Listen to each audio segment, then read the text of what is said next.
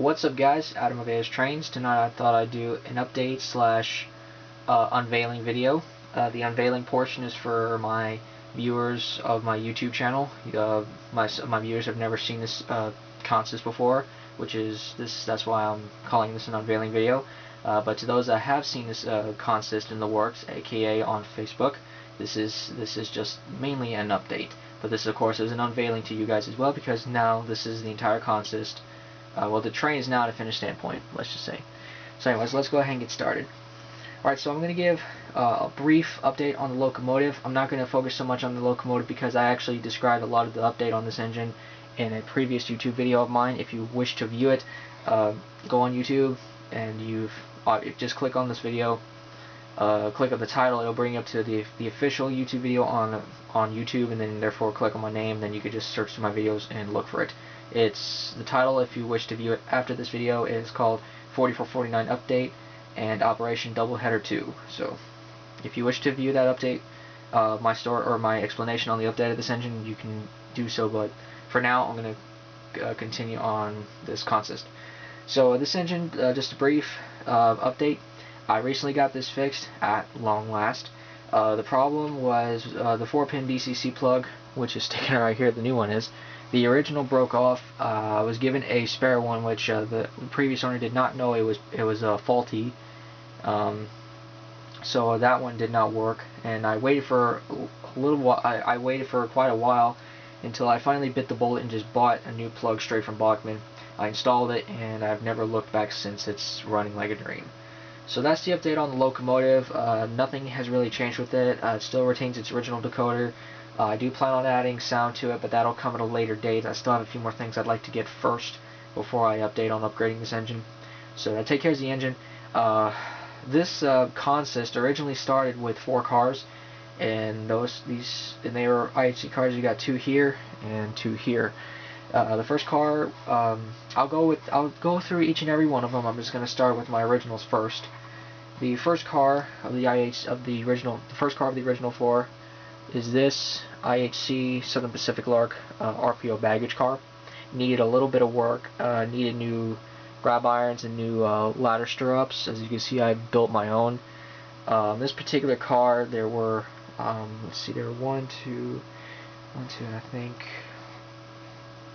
There were 4 survivors of the original grab irons. The others had broken off, as well as the original stirrups. They had broken off, so I made new stirrups, and I also made some new grab irons. And as you can see, made them and I painted them white.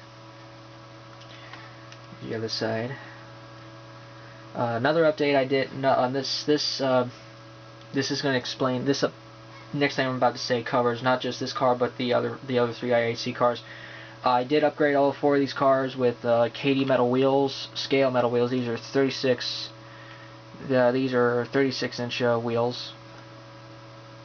And also I upgraded the couplers from McHenry's to KD 505 coupler conversion kits. The coupler conversion kits are courtesy of my Uncle Johnny Rosser. So once again, even though I've said it before, thank you, Uncle Johnny, for providing me with these conversion kits. They are serving me very well. So that's the baggage RPO car. Next car is a diner car, and I gotta give credit to IHC. I mean, these cars are incredibly long, very nice indeed.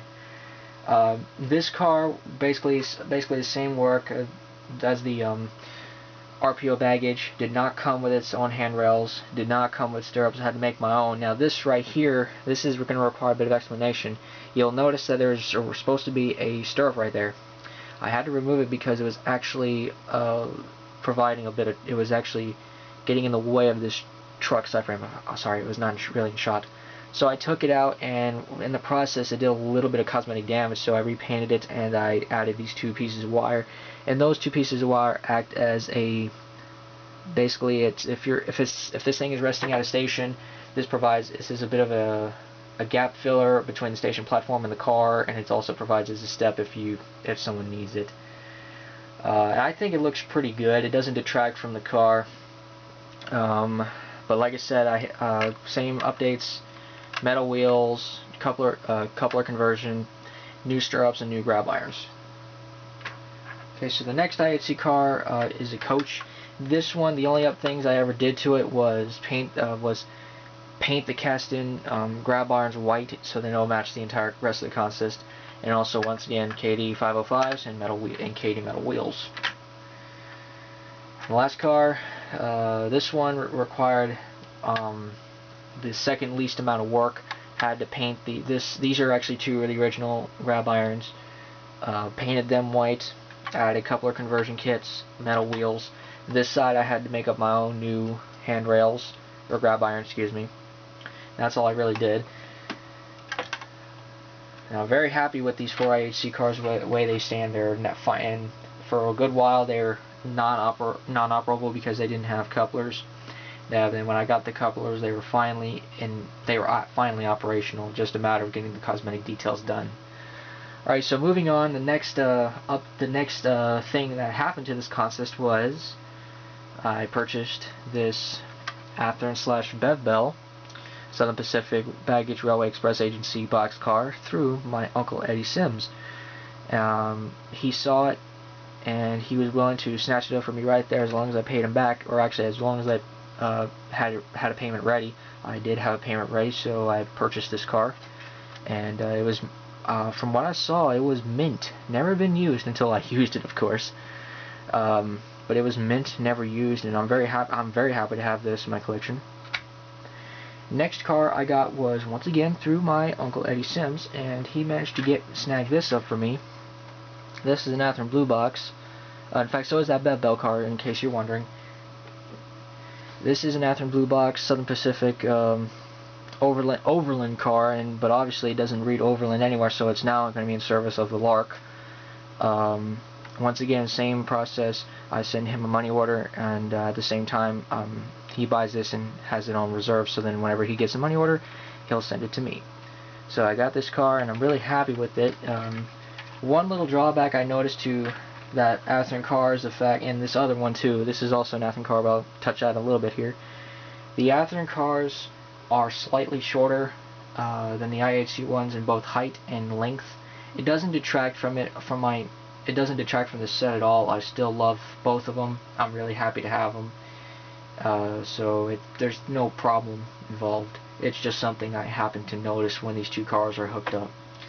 So this last car, gotta be careful. This particular one loves to show fingerprints. I'm gonna have to hold it from the bottom. This car is once again an Athearn Blue Box. This one was mint like the Bethel. However, this one was truly mint, being that when I got it, it was never assembled. All the instructions were there, everything was there. It came with its original horn hook couplers. I simply upgraded it to KD's. This entire train is using knuckle couplers. The only thing not using KD knuckle couplers is the locomotive and the tender. They're using the original Bachmann Easy Make Mark II couplers.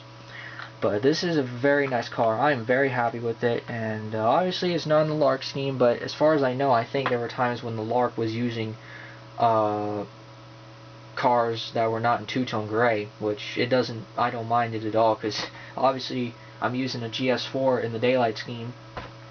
I'm using something daylight on a Lark consist. Why not mix in some Pullman green at the same time?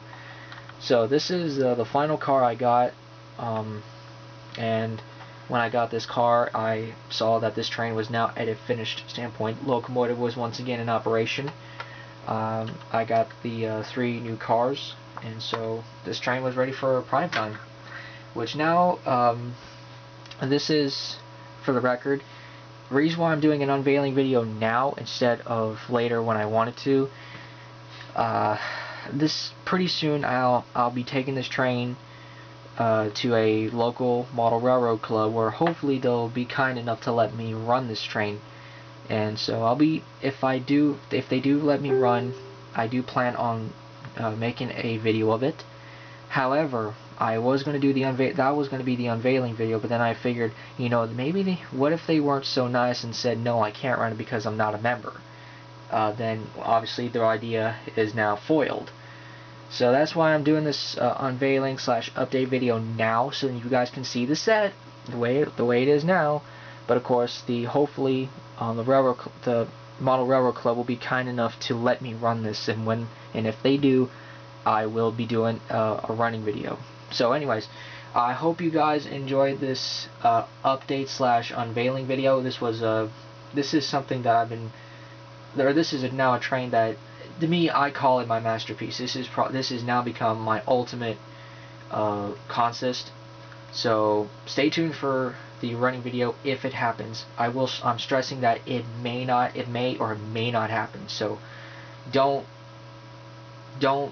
get aggravated with me if I can't deliver a running session video. But anyways, more on that later. I hope you guys enjoyed this video. If you're on YouTube, rate, comment, and if you want to, subscribe. That's it for now. I'm Swindell, and I shall see you next time.